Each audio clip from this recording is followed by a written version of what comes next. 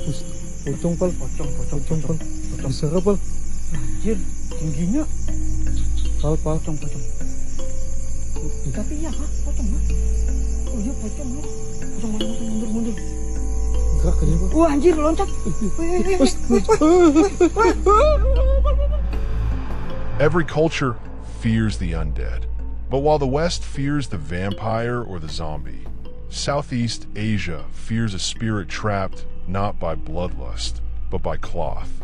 A unique entity born from a simple mistake at the moment of burial. This is the Pocong, the shroud ghost, the simplest yet most profoundly disturbing spirit in Indonesian and Malay folklore. It is a creature of pure, desperate captivity, forever bound to a world it longs to leave. Tonight, we explore the Pocong, why it's tied up, how it moves, and the simple action that is the key to its eternal freedom.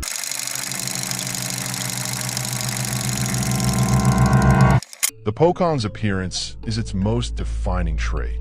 It is literally the deceased, returned to life, still encased in the traditional white burial shroud, the kain kafan. In Islamic tradition, this shroud is used to wrap the body completely before burial. Crucially, the shroud is tied tightly with several knots.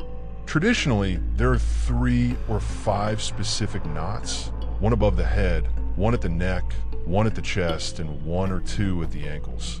The legend states that a Pocong is created when the knots are not untied immediately after the body is placed in the grave.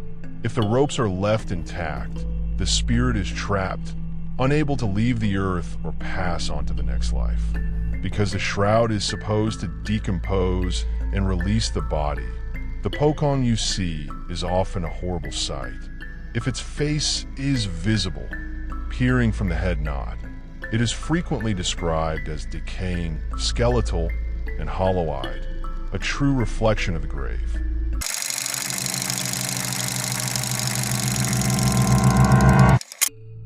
The most unique and frightening aspect of the Pocong is its mode of transportation. Since its feet are tied securely together, it cannot walk like a normal ghost. Instead, the Pocong is famous for hopping or bounding, melonpad. It struggles across the ground in awkward, jolting movements.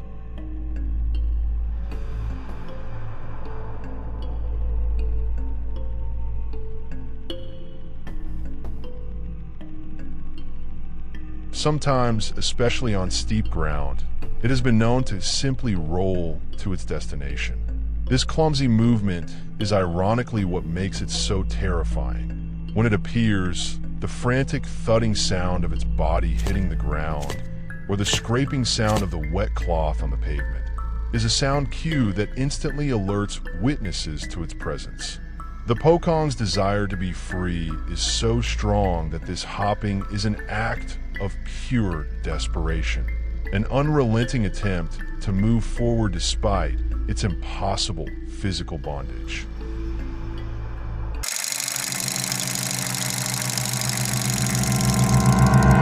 Lahirajiun Allahu Akbar.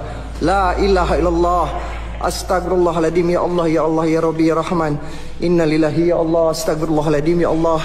Nggak jadi naiknya Allahu Akbar. Unlike the Kuntilanak, which is driven by vengeful rage, the Pocong's motivation is fundamentally different: desperation. It does not typically seek to harm, it seeks to be unbound. The Pocong often manifests near its gravesite or the location where its body was prepared, looking for someone, anyone, to complete the final unfulfilled ritual: untie the knots. This makes the encounter emotionally complex. It is a terrifying entity, but it is also a soul crying out for simple release. To witness a Pocong is to witness a profound spiritual error. However, running into a Pocong is still dangerous. Its presence is often accompanied by the foul, sickly smell of advanced decomposition. Being too close or succumbing to the intense fear it naturally elicits is said to cause extreme shock, sickness, or in some cases, death from sheer fright. Duh, sahur beli Kai. Kai. Apa gua goblok? Apa nih? Pocong. Ngajar. Wah, anjir. Astagfirullah tingginya, Pal. Ya Allah, Masya Allah.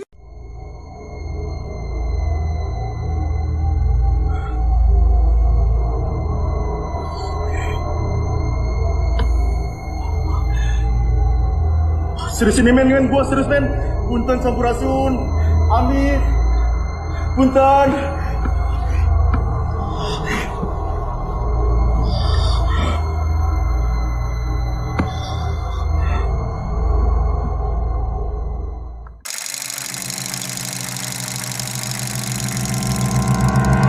The Pocong's legacy is immense.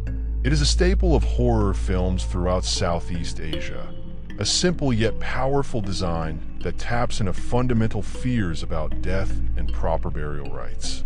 Culturally, the Pocong serves as a heavy-handed reminder of the importance of fulfilling religious duties and showing respect to the deceased. The simple act of checking those knots is the difference between eternal rest and eternal bounding torment. The legends also hint at how to avoid seeing one. Never disrespect a grave, and if you hear a strange, rhythmic thudding at night, do not look out the window. If you're near a cemetery, the warning is simple. Stay away from the burial grounds after dark.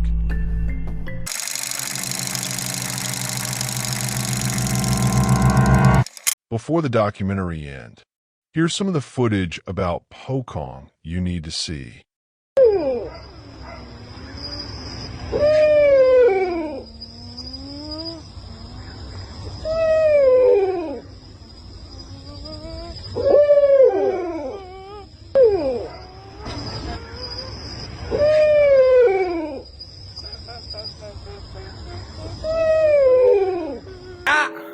Ini loh saudara lo.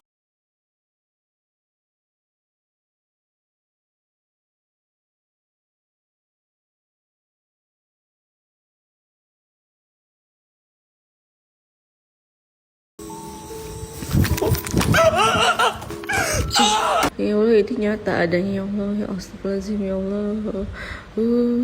Kenapa kepalanya? Aduh, mau lari tapi Allahu Akbar, merinding banget gua, merinding lihat sama kalian. Astagfirullahaladzim lah, ya Allahu Akbar.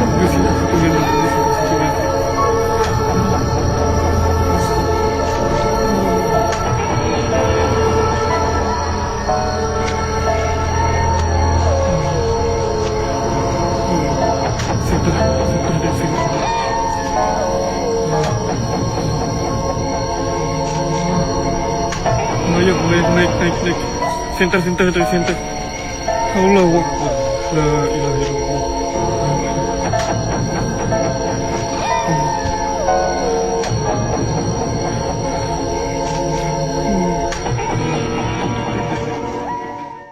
La ilaha illallah. Yan.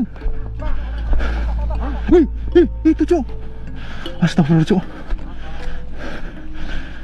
Astagfirullah. Motor lu dulu Cuk. Astagfirullah. Motor lu Yan.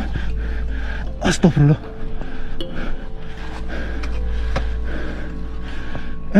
Yan sini Yan. Misi. Berarti dari tadi itu. Nah. Misi Mbak. Permisi. Mat samperin aja Mat, nggak apa-apa Mat. Nggak apa-apa Cuk. Goblok. The Pocong is a powerful, melancholic figure, a soul trapped by a small piece of rope, a desperate entity that bounces between two worlds, pleading for freedom. May all who are buried find their knots unbound. What are your thoughts on the Pocong? Is this the scariest ghost in Asian folklore? Let us know in the comments below. If you found this deep dive into the shroud ghost fascinating, please like this video, subscribe for more global legends, and hit the bell icon. Until next time, be safe and check your knots.